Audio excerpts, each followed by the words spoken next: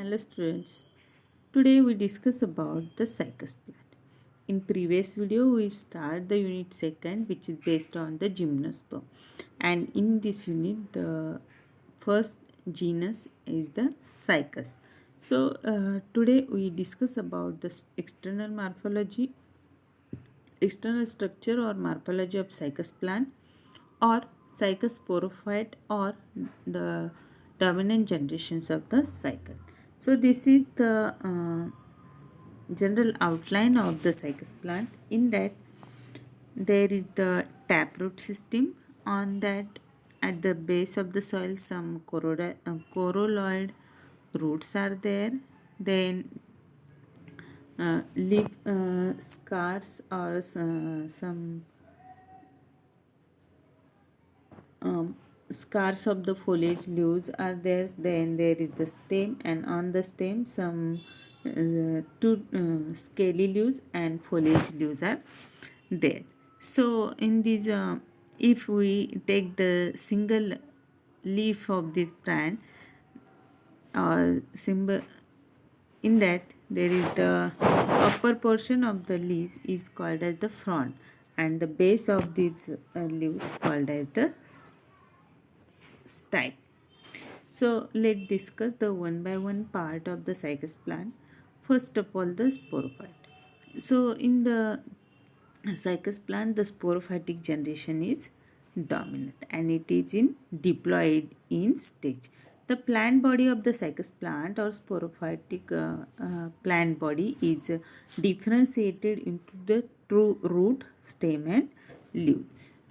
These plants mostly reproduces asexually with the help of spores, and in that there is the more than one type of spores are there. That means microspores and megaspores are there. So these cycus plant is the heterosporous plant because they contain the different types of spores, megaspores and microspores. Then root of the cycus plant, it is the taproot system, and they have also the corolloid roots. The main cycus plant, the main root system is the taproot system, and these roots will be deeply penetrated into the soils. These roots functions for as a absorptions and anchorage of this plant. This is the structure of corolloid root, which is present at this on these cycus plants, and these roots are the dichotomously branched. So these roots are negative geotropic and positive phototropic. That means they are actually the roots are grows toward with the help of naturally the roots will be grow into the soil, but in the corolloid root they will be grow as a upward positions, and they will be positively phototropic. That means they are grow towards the for getting the light, they will be grow towards the air. Oh, normally roots are grow into the soils, means inside, but these corolloid roots will be grow as outside with this towards the light. So these corolloid roots are dichotomously branching and they looks like the corals. So the name given as the corolloid roots, and it harbors the blue-green algae like nostocs and anabaena, and these roots is the best example of the symbiosis.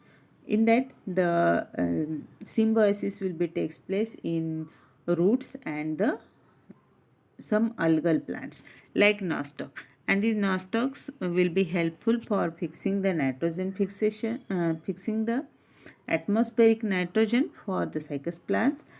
In return, this cycus plant gives the food and shelter to the nostoc plants. So in cycus, these symbiosis will be occur in corolloid root and the algae or the blue-green algae in between the cycas and nostoc plants. The stem of the cycas plant, it is somewhat cylindrical in shape, hard structure, they are woody, unbranched. The height of these stem is about 3 to 5 meters, and these stems having the scars of the foliage leaves.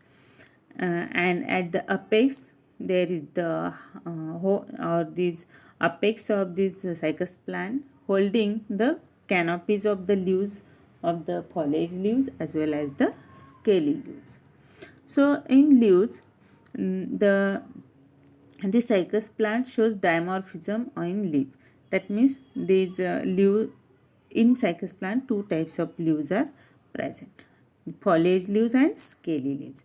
Foliage leaves is about 1 meter in length. They are pinnately compound leaf and they are having the central rachis, and on either sides there is the leaflet, that means the pinna. This front is nothing but the part of the leaf with rachis and leaflet. So all these leaf rachis and leaflets is called as the front, and the lower part of the rachis which having some spines, that known as the stipe. So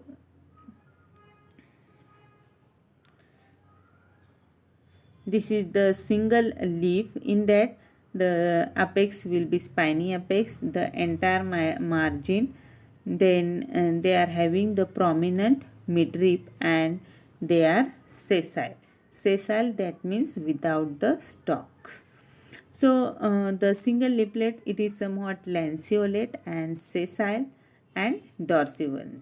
Sessile, that means without stalk, lanceolate, that they are having the lens like shapes, and these pinnas having the entire margin with the spiny apex. The in the pinna of the cycas plant, the midrib or the single midrib without ventlets are present. Then this is the structure of scaly leaves. Scaly leaves are somewhat triangular in shape. They are brownish in color and woody natures. They are, or on that leaves, some woolly or silky hairs are present. The functions of that scaly leaves is the protection of the young leaves. So protection of the leaves as well as the male cone and female cones.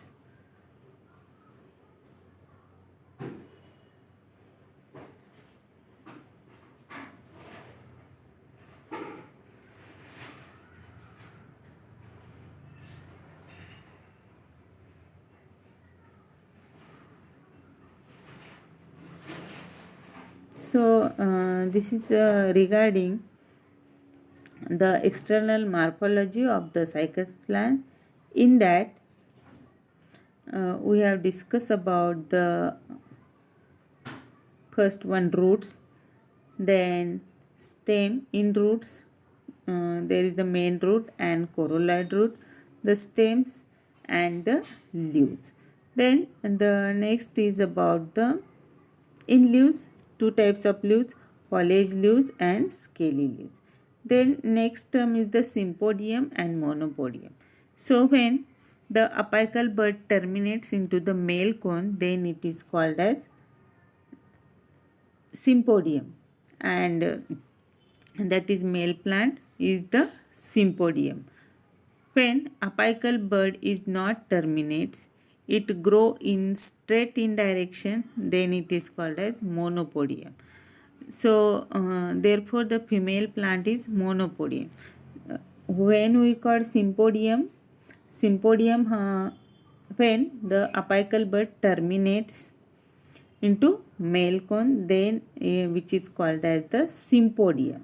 But apical bud is not terminate, they grow straightly in direction, then this plant is called as monopodium or female plant. So with this identification marking, we can identify the male plant and female plant. In male plant, apical bud terminates and they forms the male cone. But in case of female plant, the apical bud is not terminate. They grow in straight lines directions. So this is that is the male female plant, and which is called as the monopodium. So this is important regarding the external morphology of the cycas plant.